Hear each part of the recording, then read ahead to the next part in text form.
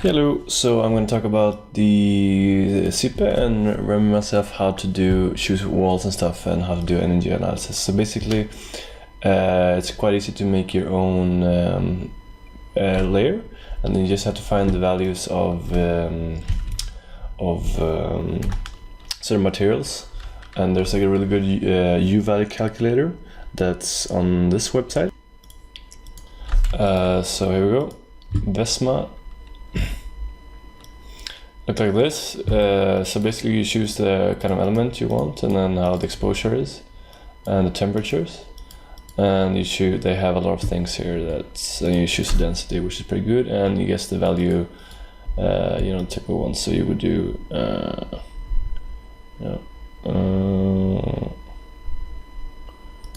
I actually did glass fiber 13 millimeters.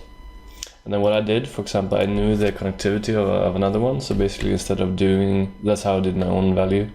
So I took like one of the better ones and then just add the size that would have the equivalent. I did my own calculator, but I wasn't sure that it would look good.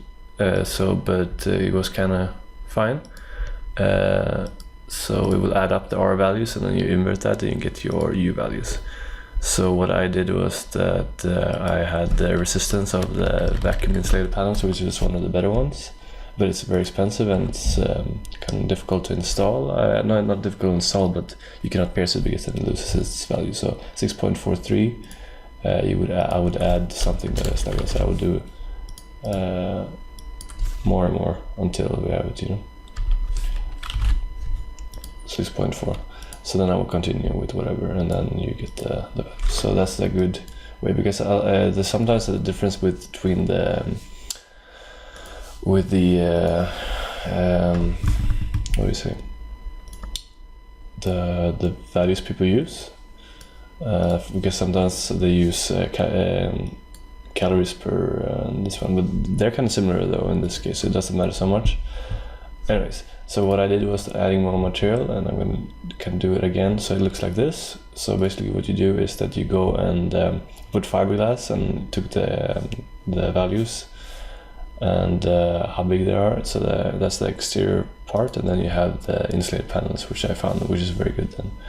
And I'm not sure how much this influences it, but I just took a random value because I didn't know this is the specific heat of that one, and the density I guess is for the construction part later, and the thickness. And then I had an air chamber and then fiberglass again, so it will look like this. So basically when you finish that, you will get a section how it looks, and also the U value 0.13, which is under the which is good enough for the passive house standard.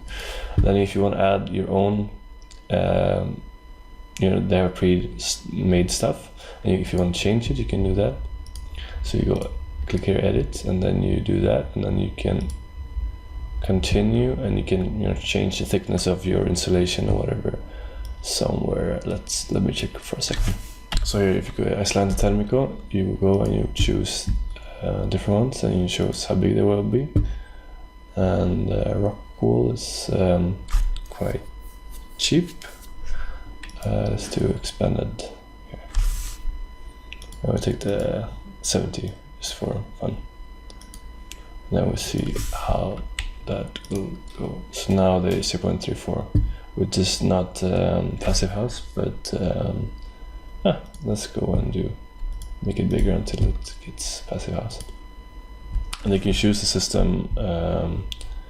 Let's put an air chamber and then make this even bigger. And then we see 0.29.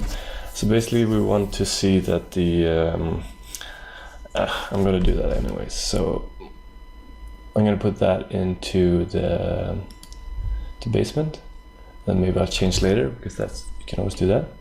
And here you click on this for snapping to the AutoCAD, and you choose which one you want, and it's fine by me. This, as you see, this is quite thick wall. I don't mind because it's a basement and I mean we have a big plot, so just make it bigger if you want to. And the other one, and yeah, and you won't see it, you know. Anyway, so this will be, and then you have to add stairs. So, which, okay, I'm gonna cancel this. So basically, this is what it looks like. And then I did this invisible walls because I wasn't sure if I needed to separate it.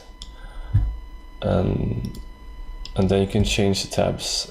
So what I'm going to change now is to Klimatisation, and I have now these. And the good thing about this program is that you can save it and you can do different parts, and it will automatically generate a lot of things. For example, this is the 3D view of the. Oops. Of how it looks like. So basically you can, what I did was that I wanted to have ventilation under, but maybe it's now joining with the floor. So yeah, I think I'm gonna make it lower because I think the thickness of the floor, it's you know, overlapping the ventilation, and that's not good. But what you can do later is, if you just want to see if things looks okay, you know, choose only.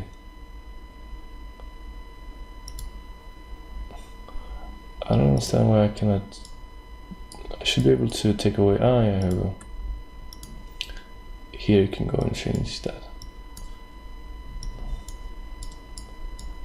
So here are the holes that are not dimensioned well, apparently, and here is a mistake. Not sure how I did that, but I think this was before I knew, I realized I will have it underneath the floor.